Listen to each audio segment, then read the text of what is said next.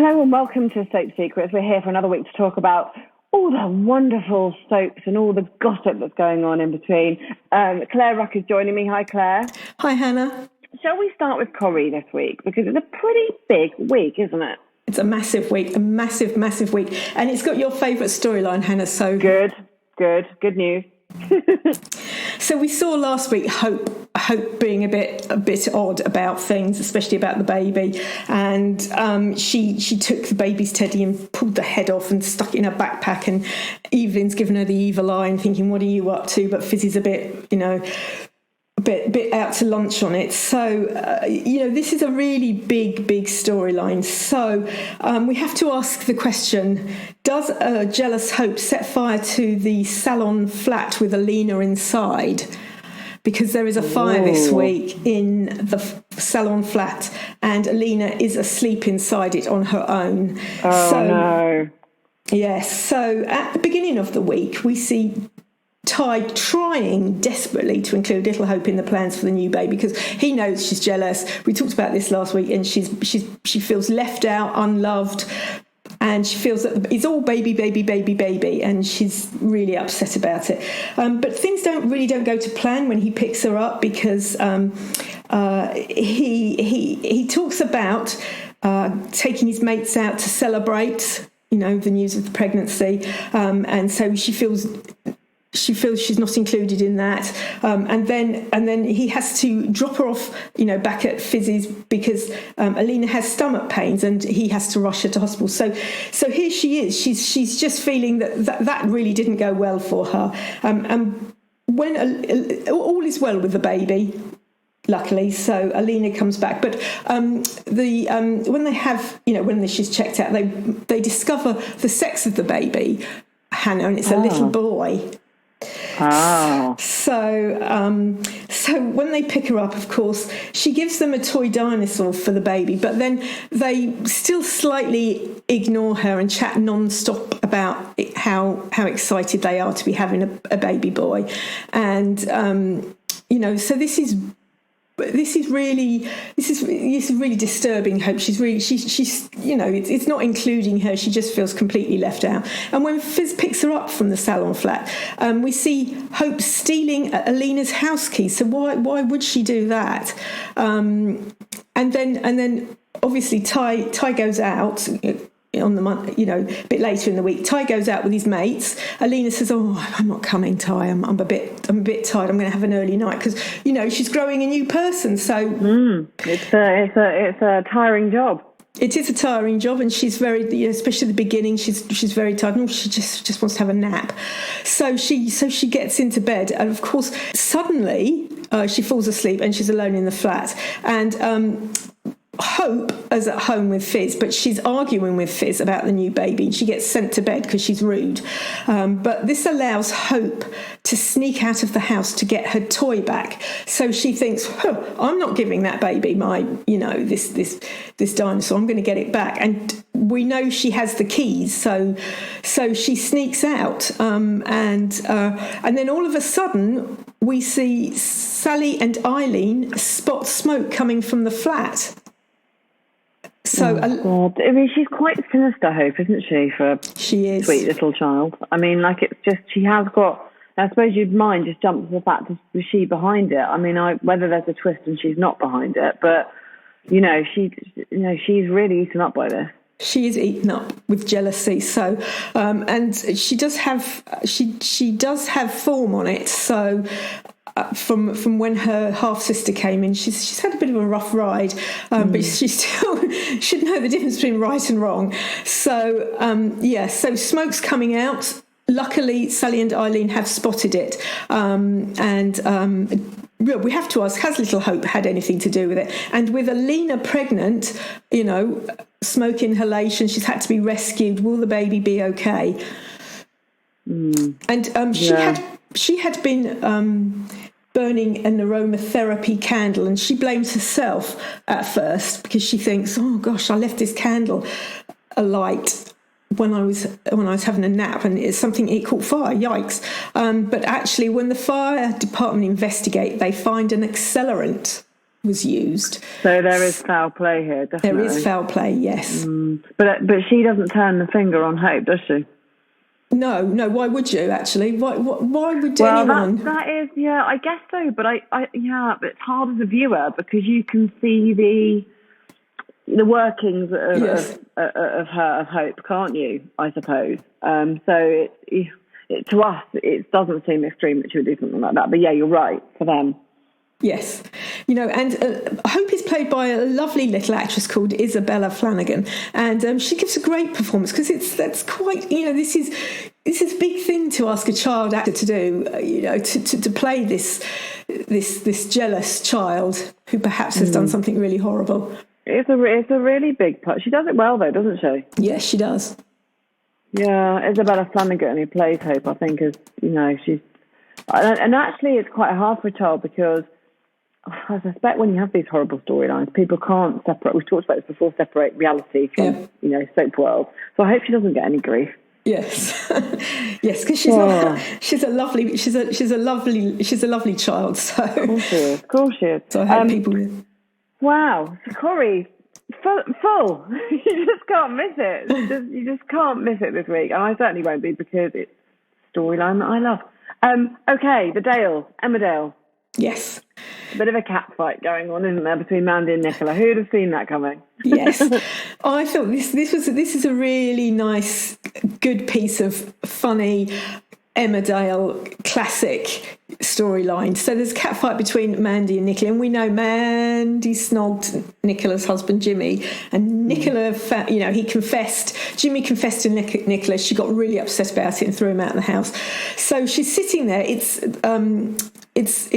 Angel's birthday party, so they're down at the Hop, and Nicola is with her dad doing it, with helping her, and obviously there's food, lovely cakes, and all these other big toys that the kids can play with, and Mandy overhears Nicola, bad mouthing her and Vinny to her dad, and so Mandy doesn't like anybody bad mouthing Vinny because she's really super protective of him and loves her son very, very much, and she doesn't take what Nicola said lying down, and basically they have a big fight.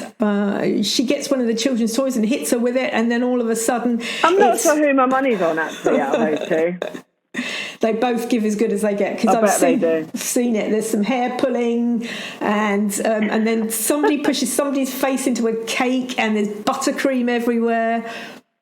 This actually sounds brilliant. Absolutely brilliant. A proper food fight as well. Yeah. Yes. So yes, and Nicola Wheeler and Lisa Riley, who play Nicola and Mandy, they both self-isolated so that they could film with contact. So that's brilliant. It is a proper food fight. There is touching. So it's an odd thing to say, that, isn't it, Hannah? There is touching. It's not inappropriate, but, so they self-isolated. There's no social distancing between the two. And it does. It really makes the scenes fly, so it's great. So this, touching on that, Claire, it'd be interesting to know, because I'm not sure of the rules, because they seem relatively inconsistent. But are soaps are they keeping this in place currently, despite there being this ridiculous name, perhaps Freedom Day? Are they going with it now, or are they still filming in the same way? I don't know is the honest answer. I would say that they probably are going to assess the situation carefully, because they don't want their cast coming down with COVID. Of course they don't. Yeah, it makes sense. It makes sense to keep it going while this is still rife. Yes. Yeah. And it is rife, and there's a pingdemic going on, and anybody can be pinged. And at any time. At any time. And they've still got to put episodes out, and it must cause havoc with filming schedules. So they want to be very, very careful. So I would imagine that they will still be very, very careful about how they do it. I know that currently, when our writers, we used to have set visits, Hannah. They've all been on Zoom, and if you have a set visit, you have to prove you've got 2 jabs, and they make you do a test and they check it. So they won't even let strangers.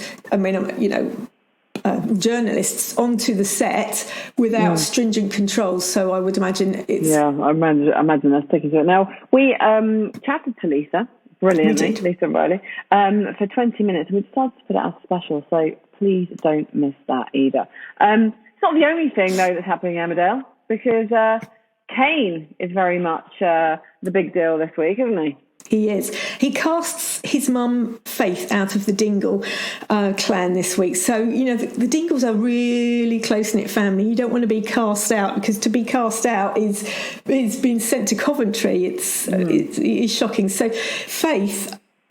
she's been really stressed about this. She's been really, really worried that her cancer is back, and so she has the results of her cancer tests. She hasn't shared them with Kane, and when the doctor asks her to urgently go in and see him, what exactly does he say to her? We don't know that, but she does know. She knows.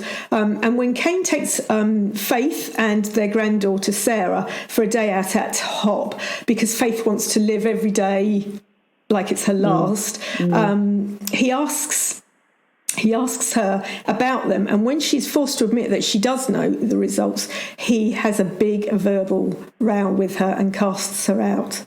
So we have to ask, what was the news that the doctor gave her? Yeah, and why did he feel they need to cast her out? Just because she couldn't bring herself to tell him? Yes. So the results, maybe that is the reason. Yeah. Yeah, it's a great week. There's a lot going on. There really is a lot going on, but the food fight seems to be the number one thing for me. So Hollyoaks. A couple of weeks ago, we saw Warren do Fergus's dirty work by robbing the Price Life, but of course there was an injury, wasn't there? Yes. So. But he's quite desperate to protect himself from getting arrested for robbery and assault. Yes, obviously. We know Warren's a bad boy. He's been to prison for murder. He's killed 6 people, as I'm always saying, because I always think you should remember that about Warren. So he's out to save himself. And he gets into a heated discussion with his son Joel, who does actually know the truth, that he did it, that he was the one robbing the Price Slice. And Joel says to Warren, "Turn yourself in or I will turn you in." And I'm not sure I would say that to Warren, Hannah, but... No, I wouldn't either. Because what's the 7th when he's murdered 6? Yes. There isn't much to it, is there? 6 or 7, no. Exactly. But Warren has more tricks up his sleeve. He's not going to go down without a fight. And in a bid to protect himself, will someone else get hurt? Oh, I'm going with the latter. Yes. I've become a betting woman. I didn't used to be. I am now with the soap. I'd say somebody probably does. Yes. I think so too. Now, the Tony and Diane story, this is rumbled on for a long, long time, but it kind of keeps hitting what we think is the crescendo. But I feel like it's got more legs because there are now money troubles for the pair as well, aren't there? On top of everything else that's going on. Yes. So Tony's continuing to worry about the finances of the hutch. So, you know, he's got a new baby, so probably not sleeping very well. He's got Diane, who's got OCD and isn't coping very well. So he's got a lot on his plate. And now, added to this, he's worried about the finances of the hutch. You know, how's he going to pay for everything? And he finally confides in Diane that, you know, things aren't going well at the hutch. So I think you think as a couple they're coming together, and I think it's the right thing to do. You shouldn't keep those sorts of things, because when you do, and when the other partner finds out, it's horrific. So yes, Diane is still struggling with her OCD this week. I mean, we see that, and this is just an additional worry for Tony. But on a brighter note, she has forgiven Scott, because he was the one looking after little baby Eva when Cher stole her. So she allows Scott to look after little Eva again, but. When she and Tony go out for a night out, but she panics all the time, Hannah, so we can see she hasn't really let go of it. And I think probably if you had your baby stolen, you wouldn't let go of it either. I certainly wouldn't be going out for dinner for a long time, I can tell you that. I'd be worse than her, I really would. So she's very distressed about stuff. But as the pair discuss options for the hutch. So they go out, they brainstorm, they've got, we could do this, we could do that. And as Diane's relationship with Becky continues to grow, this is Katie McGlynn, we remember, who played Sinead in Coronation Street. She's come in as this Becky, and Diane confides in Becky this week. But is this a big mistake? Because what is Becky up to? Why is she in the village? What's she up to? That's the thing. Yeah, and unfortunately, Diane is so vulnerable that you only meet the wrong person, she'll be taken advantage of. Yeah. Oh, goodness me. So much to watch this week, Claire. Yeah. Okay, finally, last but not least, EastEnders. Yes. Will Keegan betray Tiffany this week? Yes. That's the question. I know. So the Taylor's marriage has been on the rocks for a while. Troubled waters, I think it's more like a gale force 10. So, they're married quite young, and Tiff is in a bad place mentally, and she's having all these cosmetic procedures to boost her confidence. Bernie has been desperate for diet pills to help her lose weight to ensure that she carries the surrogate baby for Rainey and Stuart. I'm not sure that really goes hand in hand. If you're pregnant, you shouldn't be taking diet pills. But no, quite. And Bernie this week collapses after taking more of these diet pills, and she's rushed to hospital. And Keegan finds out that Tiff supplied his sister with these pills. And he tears into her. It just really does. And so both of it's kind these of people, understandable, I think. Yes. So both of them, one, they're just not communicating. One's on one side, one's on the other. And when Keegan goes to pick his wages up from a drunk Dottie, things heat up between the two. But just how far will the pair go? Oh. That's for you to answer, Claire. Yes. I hope he doesn't betray Tiff. I really thought that they were a great couple, but everyone has their ups and downs in marriage. They do, and there's a few down for Nancy and Frankie this week because they're thrown into the old clink, aren't they, for a night after they got into a fight at a bar. I know. I would be shocked if that was me thrown into jail for a night. Nancy's out with Frankie, and some girl is rude to Nancy in this bar, and Frankie comes to her aid, and the fight kicks off. Police wade in. These two are told to cool off in a prison cell for the night. So this enforced time together, Hannah, what does this mean? Well, they're put in the same cell, so they can only talk to each other, and so they have a big heart to heart. But will Frankie confess that she was behind the hit and run? Yeah, I mean, this is rumbling on. At some point, surely that has to happen. Yeah, I would. Yes, and I think also they talk about Zach. So, Nancy and Zach were dating before Mick broke them up, but Frankie was a bit sweet on him. So there's all of that bubbling under as well. Well, Claire, a brilliantly bumper week on the soap front. I'm sure you'd agree. So much to watch. You need to find the time. It's, there isn't even one that we can say, you can miss this one. You can't. You've got to watch them all. On catch up if you need to, but you need to watch them. We will be back next week. Thanks for listening.